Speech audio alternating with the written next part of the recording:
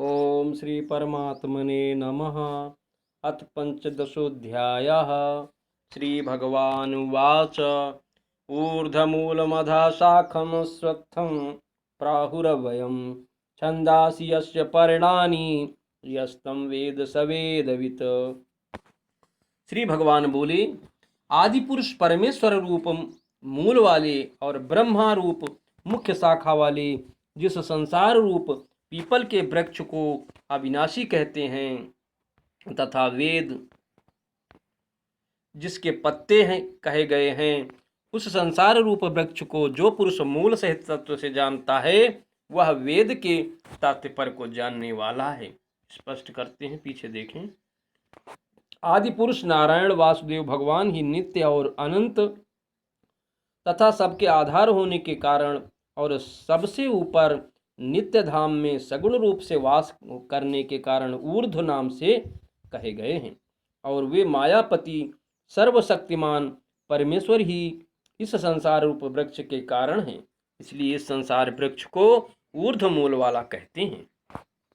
उस आदि पुरुष परमेश्वर से उत्पत्ति वाला होने के कारण तथा नित्य धाम से नीचे ब्रह्मलोक में वास करने के कारण हिरण्यगर्भ रूप ब्रह्म को परमेश्वर की अपेक्षा अधः कहा है, और वही इस संसार का विस्तार करने वाला होने से इसकी मुख्य शाखा है।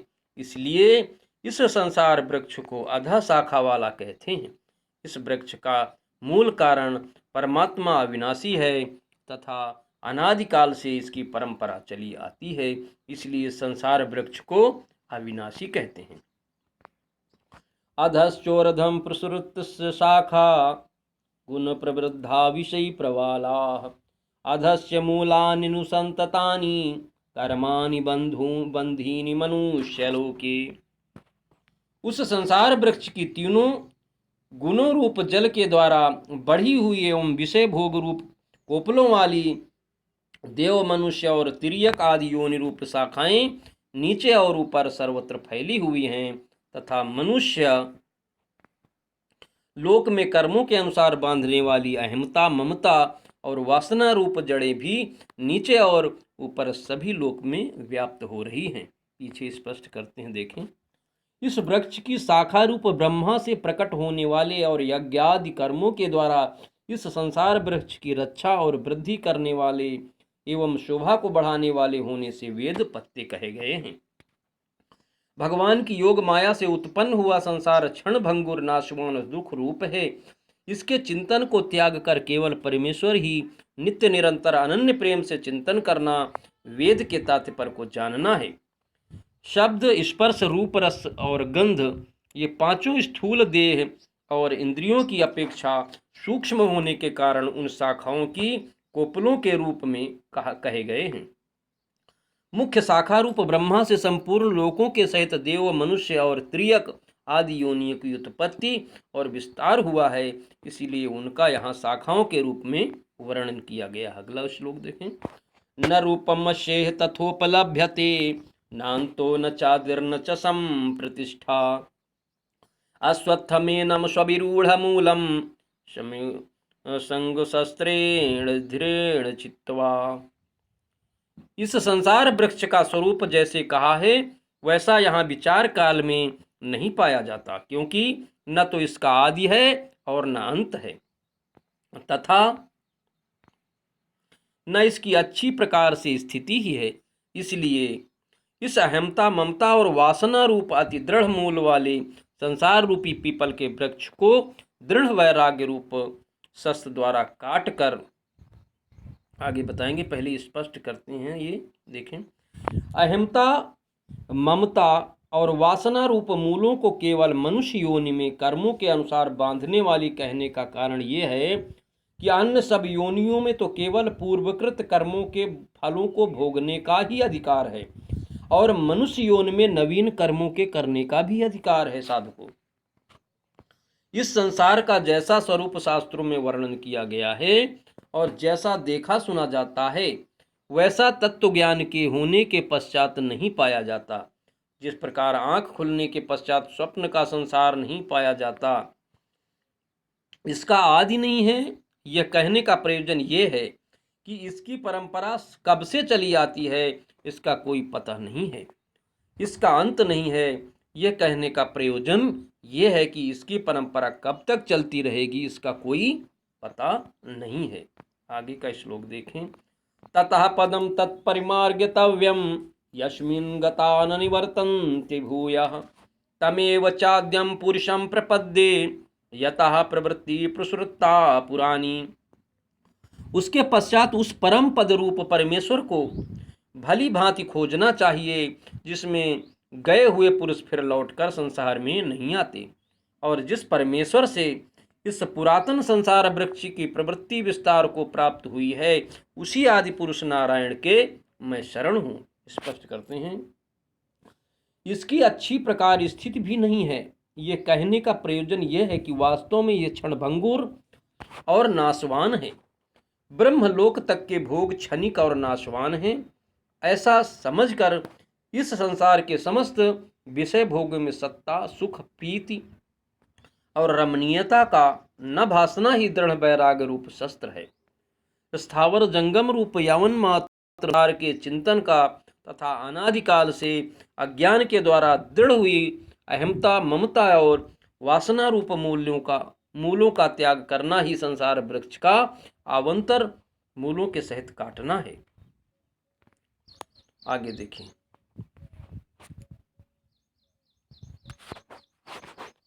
पीछे मैं शरण हूं, इस प्रकार दृढ़ निश्चय करके उस परमेश्वर का मनन और निधिध्यासन करना चाहिए। आगे श्लोक देखें। निर्माण मोहाजुत संग दोषा अध्यात्म नित्या विनिवृत्त कामा द्वंद्वैर्मुक्ता सुख दुख संगैर गच्छन्ति मूढ़ा पद्म वयम तत्। जिसका मान और मोह नष्ट हो गया है, जिन्होंने आसक्ति रूप दोष को जीत लिया है, जिनकी परमात्मा के स्वरूप में नित्य स्थित है और जिनकी कामनाएं पूर्ण रूप से नष्ट हो गई हैं, वे सुख दुख नाम के द्वंद्वों से विमुक्त ज्ञानी जन उस अविनाशी परम पद को प्राप्त होते हैं। न तद्भास्यते सूर्यो न शशांको न पावकः यदि गत्वा न निवर्तन्ते तद्धाम परम मम। जिस परम पद को प्राप्त होकर मनुष्य लौटकर संसार में नहीं आते, उस स्वयं प्रकाश परम पद को न सूर्य प्रकाशित कर सकता है, न चंद्रमा और न अग्नि ही। वही मेरा परम धाम है। परम धाम का अर्थ गीता अध्याय 8 श्लोक 21 में देखना चाहिए साधकों। ममैवांसो जीवलोके जीवभूतः सनातनः मनः सृष्टानि इंद्रियाणि प्रकृतिस्थानि कर्षति। इस देह में यह सनातन जीवात्मा मेरा ही अंश है और वही इन प्रकृति में स्थित मन और पांचों इंद्रियों को आकर्षण करता है। शरीरम यद्वाप्नोति यच्चाप्युत्क्रांतीश्वरः गृहत्वैतानि संयाति वायुर्गंधानि वाशयात्। वायु गंध के स्थान से गंध को जैसे ग्रहण करके ले जाता है, वैसे ही देह आदि का स्वामी जीवात्मा भी जिस शरीर का त्याग करता है उससे इन मन सहित इंद्रियों को ग्रहण करके फिर जिस शरीर को प्राप्त होता है उसमें जाता है। श्रोत्रम चक्षुस्पर्शनम च रसनम घ्राणमेव च अधिष्ठाय मनश्चायम विषयानुपसेविते।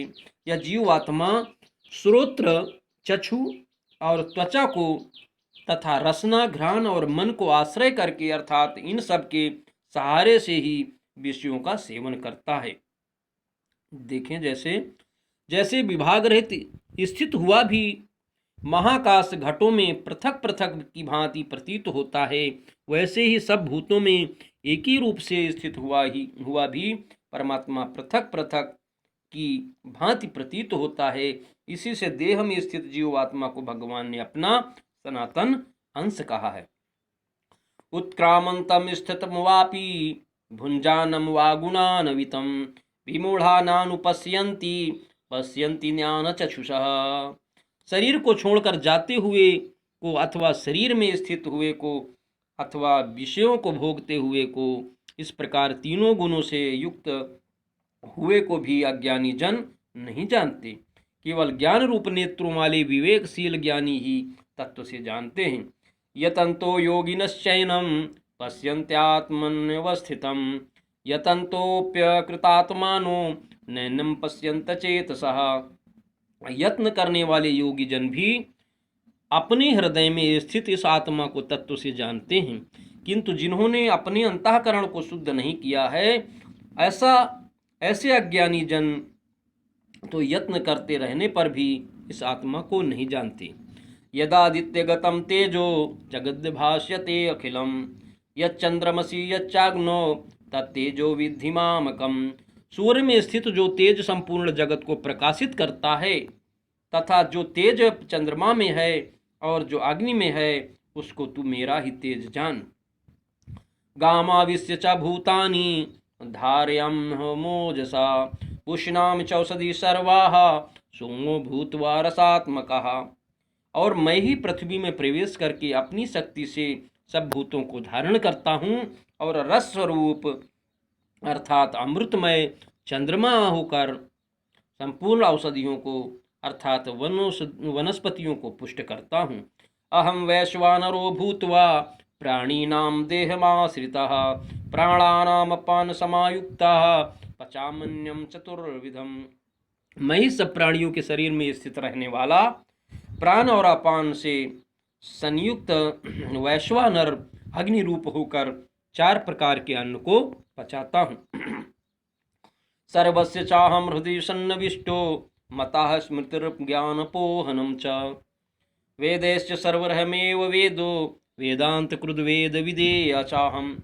मैं ही सब प्राणियों के हृदय में अंतर्यामी रूप से स्थित हूँ तथा मुझसे ही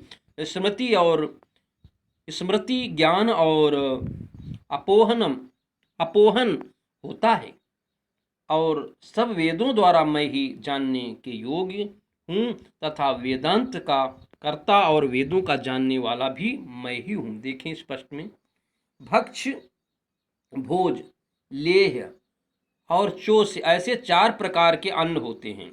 उनमें जो चबाकर खाया जाता है वो भक्ष्य है, जैसे रोटी आदि, और जो निगला जाता है वो भोज्य है, जैसे दूध आदि, तथा जो चाटा जाता है वो लेह है, जैसे चटनी आदि, और जो चूसा जाता है वो चोष्य है, जैसे ईख आदि। आगे देखिए, द्वाइमो पुरुषो लोके क्षराक्षर एव च क्षरम सर्वाणि भूतानि कुटस्थक्षरो उच्यते। इस संसार में नाशवान और अविनाशी भी ये 2 प्रकार के पुरुष हैं। इनमें संपूर्ण भूत प्राणियों के शरीर तो नाशवान और जीवात्मा अविनाशी कहा जाता है। उत्तमः पुरुषोत्तन्यः परमात्मेत्युदाहृतः यो लोकत्रयमाविश्य बिभर्त्य ईश्वरः। इन दोनों से उत्तम पुरुष तो अन्य ही है, जो तीनों लोकों में प्रवेश करके सबका धारण पोषण करता है, एवं अविनाशी परमेश्वर परमात्मा इस प्रकार कहा गया है। देखते हैं, विचार के द्वारा बुद्धि में रहने वाले संशय, विपर्य आदि दोषों को हटाने का नाम अपोहन है। साधकों, सर्व वेदों का तात्पर्य परमेश्वर को जानने का है, इसलिए सब वेदों द्वारा जानने के योग्य एक परमेश्वर ही है। गीता अध्याय 7 श्लोक 4-5 में जो अपरा और परा प्रकृति के नाम से कहे गए हैं तथा अध्याय 13 श्लोक 1 में जो क्षेत्र और क्षेत्रज्ञ के नाम से कहे गए हैं, उन्हीं दोनों का ये क्षर और अक्षर के नाम से वर्णन किया है। यस्मात् क्षरामतीतो अहम क्षरादपि चोत्तमः अतोऽस्मि लोके वेदे च प्रथिता पुरुषोत्तमः। क्योंकि मैं नाशवान जड़वर्ग क्षेत्र से तो सर्वथा अतीत हूँ और अविनाशी जीवात्मा से भी उत्तम हूँ, इसलिए लोक में और वेद में भी पुरुषोत्तम नाम से प्रसिद्ध हूँ। यो मामेव सम्मूढ़ो जानाति पुरुषोत्तमं स सर्वविद भजति स माम सर्वभावेन भारत। भारत, जो ज्ञानी पुरुष मुझको इस प्रकार तत्व से पुरुषोत्तम जानता है, वह सर्वज्ञ पुरुष सब प्रकार से निरंतर मुझ वासुदेव परमेश्वर को ही भजता है। इति गुह्यतं शास्त्रमिदमुक्तं मया नघ एतद्य बुद्ध्या बुद्धिमान् स्यात् कृतकृत्यश्च भारत। हे निष्पाप अर्जुन, इस प्रकार यह अति रहस्य युक्त गोपनीय शास्त्र मेरे द्वारा कहा गया। इसको तत्व से जानकर मनुष्य ज्ञानवान और कृतार्थ हो जाता है। ओम तत्सदिति श्रीमद्भागवद गीतासु उपनिषत्सु ब्रह्म विद्यायां योग शास्त्रे श्री कृष्ण अर्जुन संवादे पुरुषोत्तम योगो नाम पंचदशोऽध्यायः। कृष्णार्पणम्।